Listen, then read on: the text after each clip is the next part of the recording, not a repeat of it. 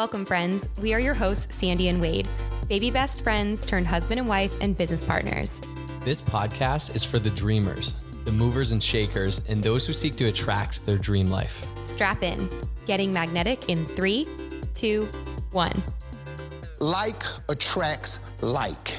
If you see it in your mind, you can hold it in your hand. You just decide what it's going to be, who you're going to be, how you're going to do it. And then from that point, the universe is going to get out your way. This moment in time, this is your time to rise. Gratitude, and specifically gratitude journaling, has completely shaped and shifted the course of Sandy and my life. When we started acknowledging what we were grateful for and expressing it, writing it down on paper, and expressing gratitude for what was to come, everything changed for us. We've been so moved by gratitude and gratitude journaling that we decided to create our own gratitude journal, and we put it on Amazon.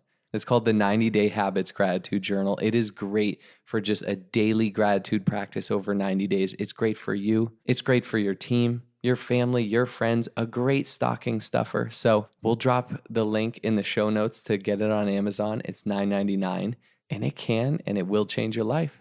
Let's get to the show.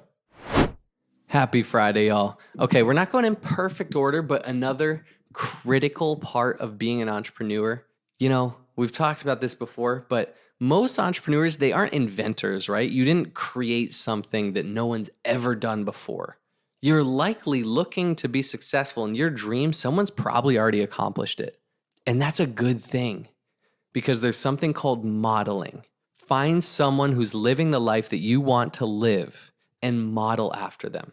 Whether that's someone in your business or someone you don't even know, and they're your digital mentor. Finding mentorship, surrounding yourself with those people, modeling after them is huge. It cuts the learning curve in half, right? If you were to just go out and try and do everything on your own and taking no advice from anyone, it's way harder. But when you identify, hey, this person has done what I'm looking to accomplish. Let me just be around them. Let me surround myself with them. They have a podcast, or they have a YouTube channel, or they do trainings, or they're local to me. I'm just going to strive to be around them, because the more I'm around them, by osmosis, I'm going to start to pick up those traits, those ideas, how they work. I might even find a way to ask them to mentor me. Now, important not to just say, hey, I'd love to pick your brain. Can I take you to lunch? No, think, how can you add value to them too? Now, let's say you're a network marketer. They may be in your upline.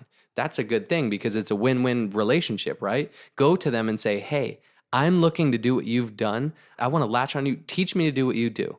Now, they're going to match your energy because the people who are all who talk the talk, you're only going to get so much energy. And then they're going to say, hey, when I see you walking the walk, I'm saying, this is what I did, do this, and you aren't doing it. Once you walk the walk, I'll match your energy. So make sure in modeling, in mentorship, in coaching, if you're looking to be somewhere where someone's been, when they say, hey, do this and this, do it. It's not getting creative, reinventing the wheel. It's just like, oh, this is what it took. Decide, if I want to be there, I'm going to be super coachable. Being coachable is a big part of entrepreneurship. Modeling, being a great mentee is a big part of entrepreneurship. Because again, unless you're inventing the light bulb and no one's ever done it before, there are people who have walked and blazed the path before you that have infinite wisdom and knowledge to help you. And being coachable and taking that in and just doing it. When Sandy started her business, she had an insatiable appetite for just learning, like, hey, tell me what to do. What do I do next? And her mentor would say, hey, do this, this, and this. She'd go, boom, done. What's next? So just take that and do it and put it into action and say, what's next? What did you do to get to where you are? I want to do the same. I remember when I was going into entrepreneurship, I've told this story before, but I wasn't exactly sure what I wanted to do, but I knew I wanted to help people. And I realized this coaching thing is pretty cool. And I'm listening to a podcast. I hear this guy, Nick Unsworth, on it. And I'm like, I start to look him up. I'm like, whoa, this guy's got this business, Life on Fire. He's helping people basically live their life on fire. I'm like, I like this. I want to do that. What did I do? I flew right into where he was doing a conference into the last day. I connected with him. I met him in person. I said, hey, I want to hire you. Show me to do what you do. What do you do exactly? I want to do it. Hired him on the spot. I don't make like quick gut decisions like that typically, but that was one where I did. That's a whole nother story. But hired him and was like, because I could try and do this on my own and it would take me probably 4 times as long. Or I could say, hey, you've done this. Show me to do what you did. And that's exactly what happened. And we worked together for 6 months. By the end of that 6 months, I actually ended up partnering with Sandy, but I had all that coaching business, the skills, everything that I parlayed and brought into our current network marketing profession. And it segued in absolutely beautifully. I wouldn't have done it any different.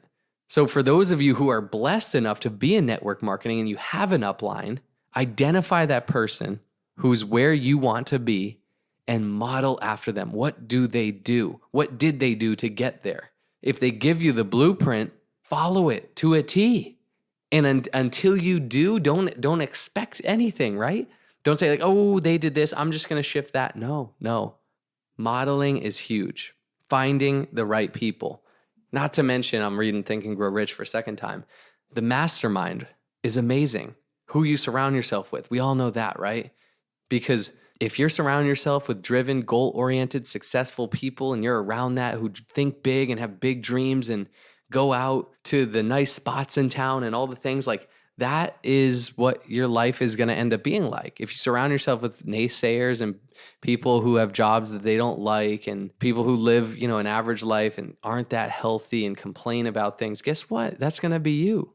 So being very careful about how you filter what's around you, what you intake, your diet for your brain, right? If you're watching the news all the time, maybe make a new decision there. Redecide, is this something that is benefiting me and where I want to go in my life? Evaluating the expectations of your peer group is everything, because your life is going to turn out to be what the expectations of your peer group are. If your peer group is like, you know what? I'm going to be a millionaire. That is the expectation for my life. I'm going to live by the beach. I'm going to have an amazing family that I love and adore. I'm going to be an amazing husband and wife. I'm going to be a family man or woman, and I'm going to have flexibility in my life, freedom to do what I want. I'm going to be an entrepreneur. I'm going to be a millionaire. If that is the expectation of your peer group, that's what yours will be. If the expectation of your peer group is like, I expect to pay the bills, I expect to retire in my 60s, hopefully with enough to retire. I don't expect, it would be nice to have the house on the beach, but like, I just, expect to have a house, with a white picket fence and a yard. Like that's all my expectations. Nothing wrong with that. But if you don't want that, you have to match your expectations, what your dreams, your desires for your life with your peer group. Like if your peers are the ones playing video games and watching the news and complaining about all the things happening in the world and all that stuff, like that's gonna be you if you like it or not. But if they're talking business ideas and investing and goals and health and vitality and love and family, that's going to be you.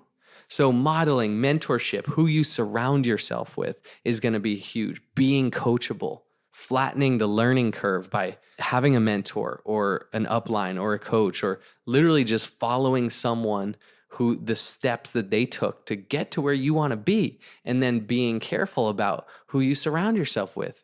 Because your peer group is going to have a big impact on your life and where you go. Evaluate the expectations of your peer group. And if you need to level up, hey, it's time to level up.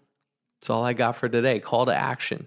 Decide, put together your, what should we call it? Board of directors. Your like life and business, your entrepreneurial board of directors. Who's on there? Who's where you want to go? Maybe it's some people you know personally, a mentor or a coach that can help you. Maybe it's someone like Tony Robbins where you listen to their stuff and they help you because you want to go to do similar things that Tony's done, or anyone. Decide who it is and just start surrounding yourself with them more. And even if you've never met them and it's digitally and you listen to their podcasts or their YouTubes or their interviews, that works too. Till next time. Only those that can see the invisible can do the impossible. So remember, you are magnetic.